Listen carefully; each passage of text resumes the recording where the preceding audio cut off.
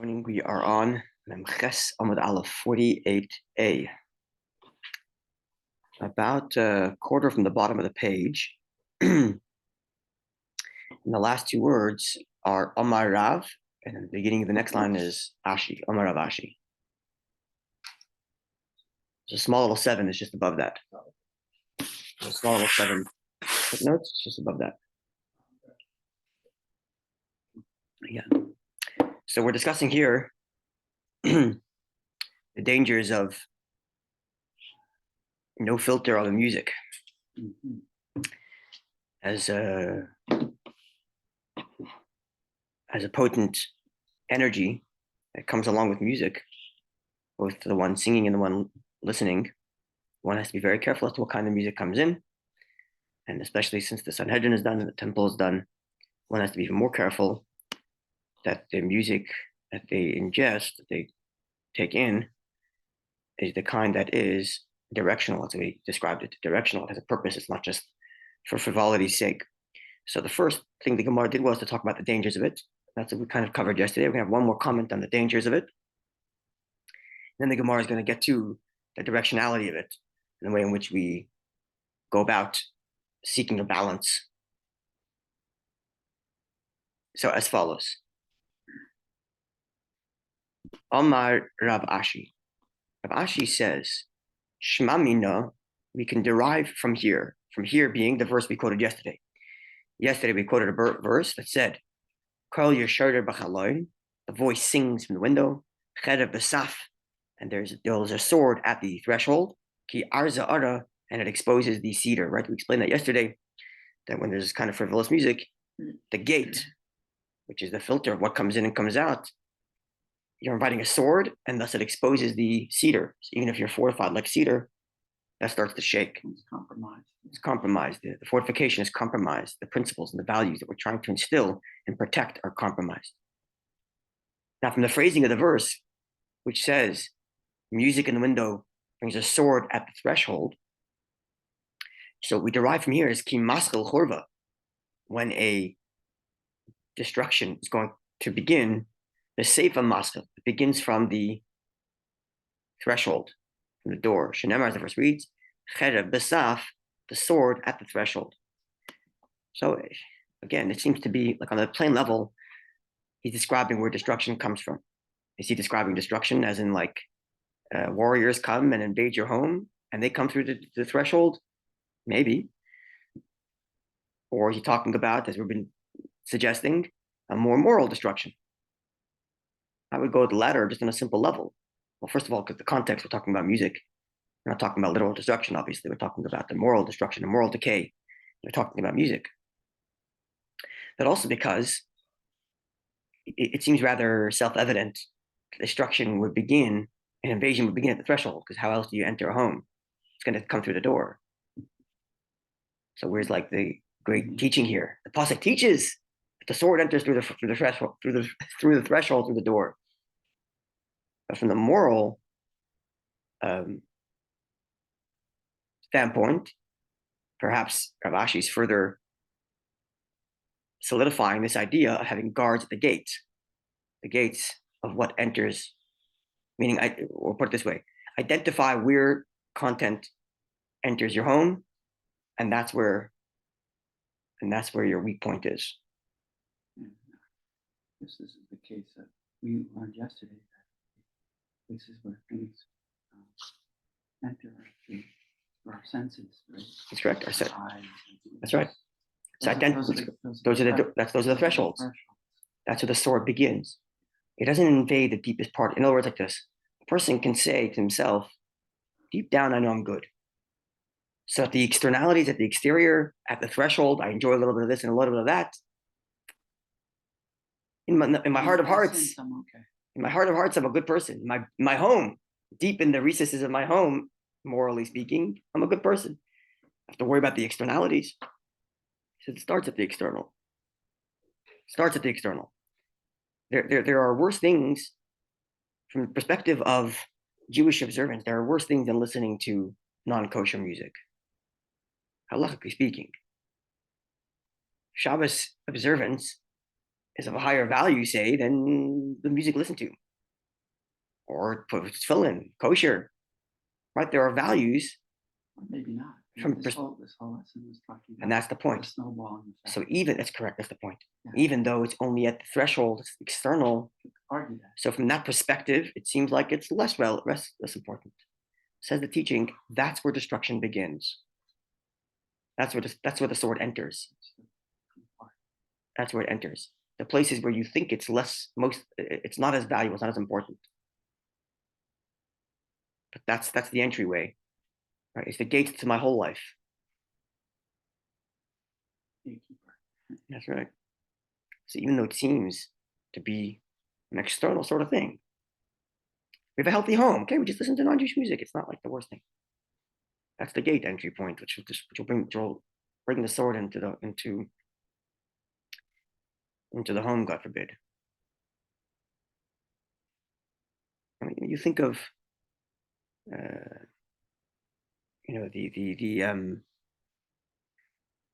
the decades in the West post-war, right? 50s and then the 60s and the 70s, the 80s, 90s, and all the way till now. You think of like the moral changes that society has gone through. It's inextricably linked to the music. It really is. Whether it's the beatnik movement, the hippie movement, whatever it is, it's who's the chicken, who's the egg. I'm not sure. Like does the moral state of being bring about the music, or is it the other way around? You have artists that push the envelope in their music, and people listen to it. It's just music. It's not going to take very long, and that'll filter through into the way people think. So which one's the chicken, which one's the egg? We're not sure. But here the Gemara is making the case for the entryway being the starting point. Being careful of the content you consume, specifically the music. That shapes the culture in your personal life, in your home, and in society at large. It's so pervasive today, though. That's right. Beyond just music. Music is just one element in the sort of turnaround. Sure. So that's what I'm saying. I don't know what's the chicken. Western civilization is being undermined today. Right. So I don't know what the chicken or the egg is. But it's like the reason why I'm saying specifically since the post-war is because before that, where did you hear music? You didn't have AirPods or stereo system in your home. But what kind of music? Mostly besides it, there's that. Something valued to it. There's that. Well, here obviously the Gemara in ancient times is worried about music in the bars, right, in the drinking houses. Because really, where else did you hear music? You didn't have any recordings of music. You had to go to listen to live music. So where did you hear music? If you lived in a little shtetl in Europe, when did you hear music? At a wedding, when the klezmer band played, the one or two guys knew how to play flute and violin in your little town. And when the army marched, you went out to listen to the army music. But how often are you listening to music? Today, everybody has music everywhere all the time. In your car, in your home, in your AirPods. Right. So that was the genre you listened to, just the one guy locally who knew how to play the trombone. And that was it. Well, it depends what era, but the point is you were very limited in the music you can consume, and yet they're still worried. And today, where you have enough of it to be a concern. That's correct. Specifically, obviously, and we'll see from Rashi seeing in the homes also, but specifically at the drinking houses, because you went out for entertainment and listened to music. Because you go to a local jazz festival, right? But how often do people listen to music? Certainly on a professional level. Today, everybody's got the highest end music available in their ears at any time. And that began in the post-war era when everybody started having stereos in their home and eventually in their cars and now in your ears, right? People would in 50s, 60s sit and listen to the radio waiting for their favorite song to come up. Couldn't just press the button and get your favorite song, right? That's what I'm saying, especially in the last 5 or 6, 7 decades, where the culture is very inextricably linked to the kinds of music we listen to because of how pervasive it is, so how prevalent it is, saturated the entire culture. It's everywhere.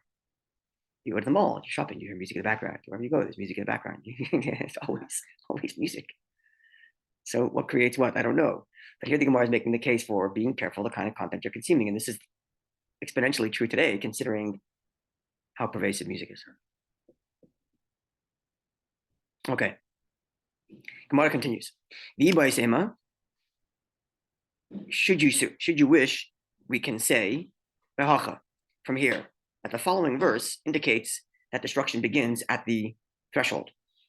So Rav Ashi earlier told us it comes from the verse we quoted yesterday, which is Cherev Besaf, the sword is at the threshold, in describing the music coming in. Here, the Gemara suggests an alternate verse to derive at the same conclusion, that destruction begins at the threshold, which reads like this. The pasuk is in Yeshaya.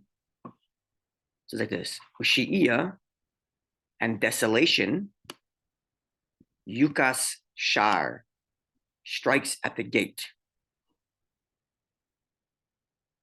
What does that mean? So on a simple level, talking about the striking is at the gate, desolation, Shi'iyah is at the gate. Now, what the Gemara is trying to say here is actually the verse is Sha'ar. So let's pull that up on the screen here.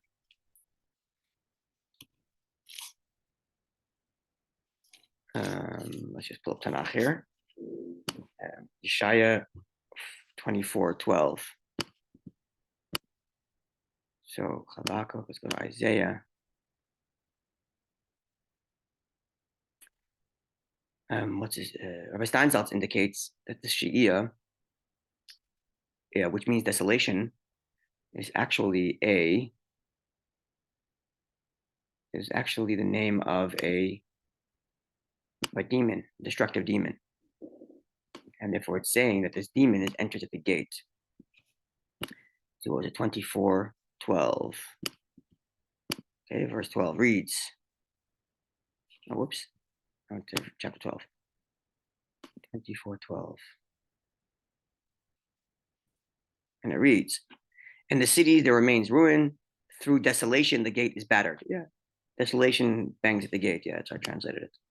Okay, so Rabbi Steinsaltz indicates that this word Shi'iyah is a reference to a certain demon, that is a demon of destruction. And the Gemara is saying from this verse that this demon destroys the gate first. Again, we fall in line with what we're saying. If we think of a demon as in the more metaphysical is the right word, in the more extrapolative sense, demon being our inner urges and desires, the inner demons, then that demon is at the gate. That's where it starts. It starts at the externals, or the things that we perceive as external, the gate. It's just a little something that we're taking in. It's not who I am in the heart of heart, but that's where the destruction begins. It would follow from there. Now Rashi, I'm not 1000% sure on what Rashi's saying,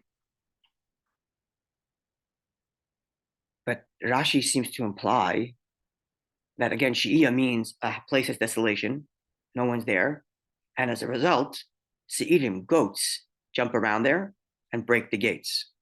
That's how Rashi puts it. And I'm assuming he's doing that because of the play on words of gate, sha'ar, which can mean a gate, it could also mean seir, like a goat. So when there's a place of desolation, people aren't there, then the goats are running around and they destroy the gates. Kind of reminds me of the story of the pit. That's what I was going to say. Water in it. That's exactly what I was going to say. That's exactly what I was going to say. So I don't know that Rashi and Steinsaltz are saying different interpretations. Maybe Rashi also means to describe what that demon is. Maybe that's what Rashi means here. But he doesn't say shade. At least unless I'm missing something in Rashi, but it doesn't say that. But theme is common.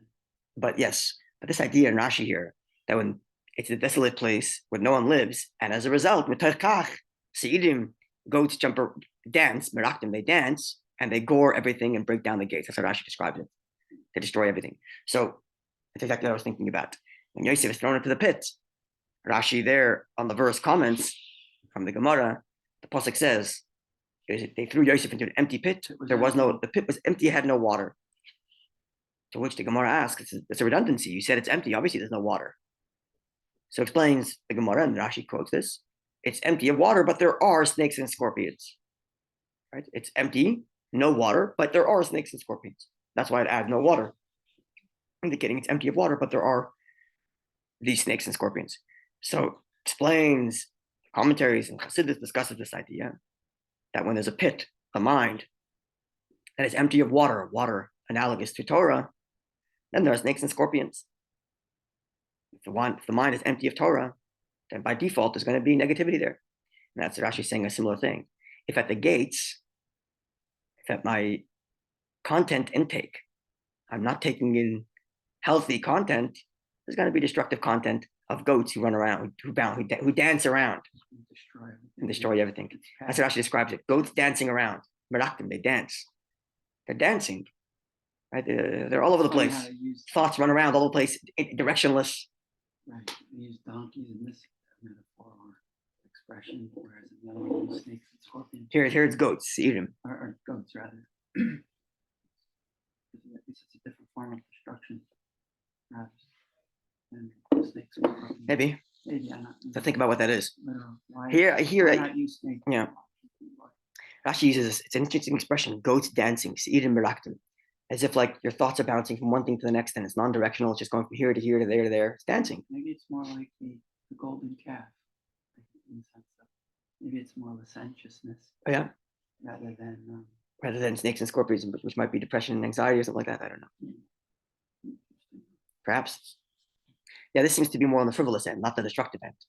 The destruction here is through frivolity, rather than through a sting that's a snake and a scorpion. It's frivolity. It's dancing goats that are just thoughts that are directionless and bouncing around and destroy everything because there's no direction. Okay, now the next line in the Gemara is what I presume where Steinsaltz gets this idea, because the next line indicates that we are talking about a demon. As the Gemara reads like this. Like lack of focus. Sorry, yeah, go ahead. Like a lack of focus, dancing around with no direction. Exactly, lack of focus. That's right. You're scattered. Scatterbrain. Scatterbrain. Described as dancing goats. A scattered. Seirim meraktim. Yeah. So the Gemara says like this, and I presume this is what I guess where Steinsaltz is getting his idea from, and I don't think that Rashi necessarily is contradictory, but Rashi just, I think maybe he's perhaps giving us a description of what that demon looks like. Right? So Omar Mar Baravashi, what that demon is, the demon is that scatterbrain, that dancing goat. It just destroys everything because it's directionless thoughts that bounce everywhere. The Gemara says, Omar Mar Baravashi, Master, son of Ravashi, told us. We had Ravashi earlier tell us that the sword comes at the threshold, and now we have his son telling us. Ledidi Chazile, I saw it. I saw that demon. So that, sorry. Mar Bar Ravashi, master son of Ravashi. Okay. Ledidi Chazili, I saw that demon, Umenagir Kitura, and it gores like an ox. So maybe it's as light on its feet, like a goat, but its destructive force is like an ox. A goring ox. So don't assume that because it's just a goat and it bounces around, it's light, it's fun, it's nothing. Its destruction is like an ox. So even if it is as agile as a goat, it's agility. It's very agile, goes from here to there. It looks playful. Looks playful, but its horns are like an ox. It gores like an ox. Yep. Okay, now to the directionality. Omar Rav Huna says, Zimra, music, denagdi, of those who steer boats. It's their job. They pull boats into the harbor. Udibakari, and of those who guide cattle, the music they listen to, shari is permissible because they're using it on the basic level. This means they're using it to do their work. Like you get into a rhythm and you work along with the rhythm. That's on a simple level. But out of all jobs, why are we picking these two? Guys herding cattle and guys pulling in the boats. Why out of all work, those two? So on a plain level, okay, he concludes, just to conclude the statement, the gardi aser. But if it's directionless, if it's just frivolity, it's forbidden. So here's this line about directionality. And the directionality here uses for work, mundane work, to get your job done, to pull in the boats and to guard your cattle. So again, we have no xylophones and we have no stereo systems. So what music are they listening to? So the guy pulling in the goat, where's his music coming from? The guy pulling in the boats, where's his music coming from? Okay, so if he's at the harbor, right? So the harbor is a kind of fair going on, and maybe there's a band playing, so he's listening to that, and he's pulling in and using the music to keep going. But the guy herding the cattle, he's out in the field and he has a band next to him playing. Or maybe, and this is not impossible, that if I'm an employee and I employ, let's say, 10 people to herd my cattle, I will hire one of those 10 to be a musician to keep everybody in good spirits. That's also a possibility. So the guy has got a violin, the guy got a flute, he's got a guitar or something. Yeah. So it keeps everybody going, right? King David will play with a flute as he would, the harp, as he would shepherd to tend to his flock. Maybe that's what they did. Yeah, so it's very possible that they had one guy whose job it was to do that, to keep everybody like, what's employee satisfaction? What do they call it nowadays? Employee satisfaction, right? You want to keep your employees happy, perhaps. But on a deeper level, the Gemara is perhaps describing two types of internal work that music and nigina, song, can help you with in your service of Hashem.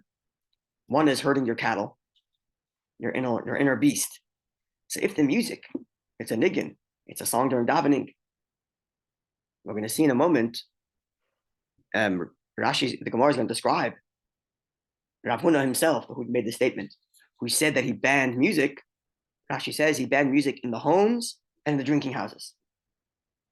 But in Shul, no statement that he. No, the Gemara is going to tell us that Rav Huna banned music when he was around, and he was the head of the Jewish people, head of the exilarch. He banned music, and Rashi says he banned music in the bars and in the homes, which I'm surmising from there that perhaps in Shul he allowed it, and maybe the Shul is where you guide your cattle and you rein in that boat, you pull it into harbor, right? So perhaps these indicate like the bull, of course, the internal bull, the internal animal that desires self-interest and self-gratification, and if you give it music in a shul, you give it a positive, happy, almost self-gratifying experience in Yiddishkeit, and that's where he's going to go. You're going to guide your cattle in the right direction, and the music can be used for part of that. That's what we read a couple of days ago from the Rebbe telling Piamenta that if you use your music to take them away from the culture of rock and roll and bring them into the culture of Yiddishkeit, but you sneak in through music by using that kind of music for the sake of promoting Jewish values, then good. Now you're herding the cattle in the right direction. And the same thing with pulling the boat to shore. If we're talking about the scatterbrain, the boat is the ultimate extreme of that. It's way out floating in the ocean, alone on an island, alone somewhere, completely alone, directionless. And with the power of music, done in the right way, you can bring that boat home. That lost man, the lost part of me, bring it back home. With the power of wholesome Jewish music, the power of a good farbrengen and a good niggin at a farbrengen. It has this great power to sweep a person in, to use that metaphor of the boat, to sweep the person in, to bring him back to where he knows he's supposed to be. If it's that kind of niggin, if it's that kind of song. So, and that's perhaps a deeper level of what everyone is saying, that if the music is to bring in the boat and to herd the cattle, then you're allowed, not just the literal level for a job, because you could have selected any job. It seems like it's talking about when music is permissible. That's correct. But not the content of the music. But you see, but there's the point. Because the content is decide, the content is, you know what I'm saying? But even before we get to the Hasidic point, if we just get the Gemara on a little level, it's not telling you what kind of music. No. But the result of the music will tell you what kind of music it is. Meaning, the way you measure the kosherness of the music based on the Gemara is what's the result of it? Is the result destruction, or is the result to get your job done? Rock music when he's herding his cattle, maybe it's permissible. That's the point here. So Piamenta is okay, as long as what he concludes is herding your cattle rather than break all boundaries. So even if you're not taking the Hasidic interpretation, you're taking the Gemara on a literal level, you're still going to measure the permissibility of music based on its net result. Is it promoting your life and your work and your duty, or is it destroying and undermining the foundations of your home? It's both. I mean, maybe you listen to rock music when you're herding in cattle, which is for that job, it's doing its job, but then there's That's correct. externalities of that rock music that may not be so well for that person in other parts of his life. So that's a good. That's a good point. It could be the same song, but the way in which you approach it could also be different. That's a good point. Yeah. It could be the exact same song, but the way in which you approach it could be entirely different. That's also a good point. Yeah, that's also a very, very good point. Yeah, it could be the same genre of music. It depends on how you take that how you. So how would you apply it to today's? Give me an example of some contemporary artists. Now, let's say a person like the late Shlomo Kalman. Where would he fit into this music? That's a good question. I don't know if I want to cast judgment on a Jew who passed away. I'm not asking you to cast judgment, but I'm asking you is what we're studying today.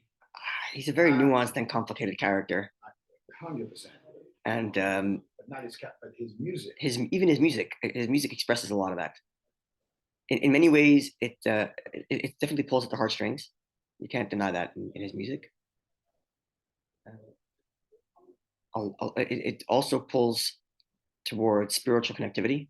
His music definitely has that power.